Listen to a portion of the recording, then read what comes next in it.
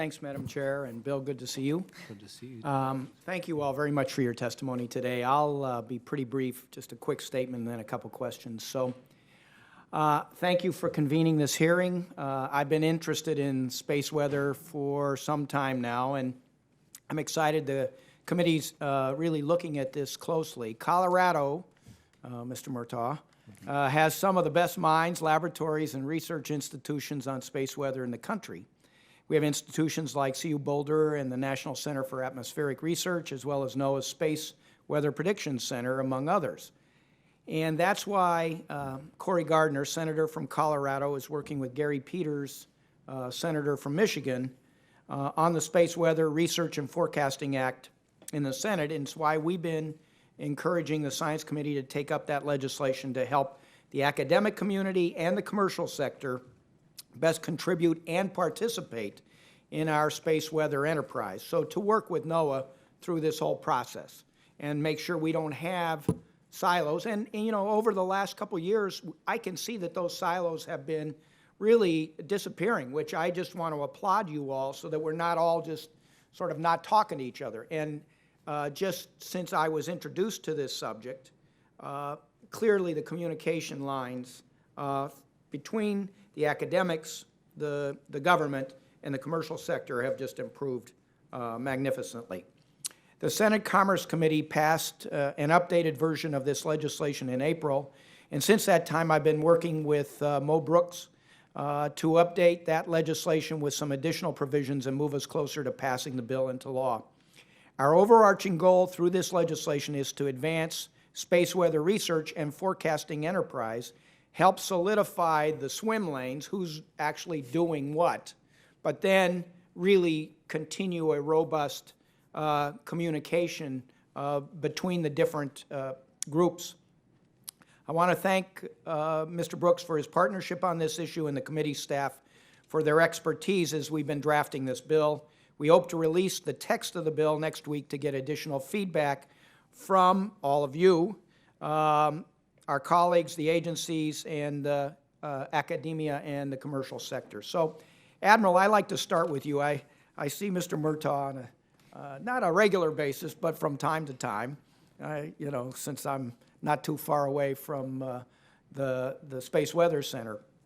So my question to you is, what things do you think need to be done to improve the overall communication between the academic community, NOAA, and the commercial sector? And you know, and then I'll ask you about military in just a second.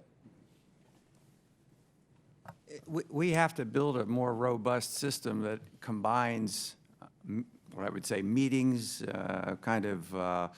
protocols to deal with, and we get used to the fact that we need to work together across from government. And the civilian side is maybe a little more fractured because there are different companies, but we do have, you know, organizations that can bring together companies and can work with government agencies. It's very hard to take a government agency and work with a group of companies, and people generally, that's too hard. I'm not going to work on this one today.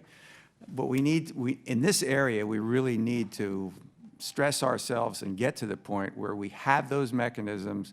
The mechanisms allow a phone call to be picked up and talk directly, and so that we can do rapid reaction, moving of the data, moving of the issues. The commercial sector is in good shape in a way because it has folks all the way from basic research all the way up to emergency management to help in situations. So we would like to be involved in those kinds of conversations with, and the bill could help us set up something that would be, I think, more robust than we have today.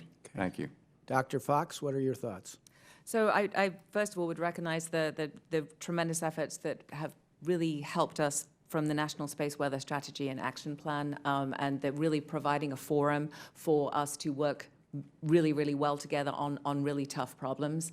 I mean, as you can probably note, NOAA and NASA are working very, very closely together on the space weather piece itself, taking all of our great research and then making sure that we really are transitioning it.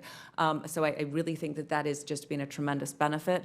And I'll also note that, you know, at NASA, we've really embraced this idea of sort of rideshare programs. There is now a rideshare policy that we have of making sure if there's something launching, that we look for other opportunities to take more mass to space, get more science in space. And that, of course, includes our commercial partners also. And so under the Artemis program, we really are exploring even more the commercial side. And then I'll just throw in, I know we're out of time, but from our decadal survey, we were asked to do this DRIVE initiative. And one of the big things was the science centers.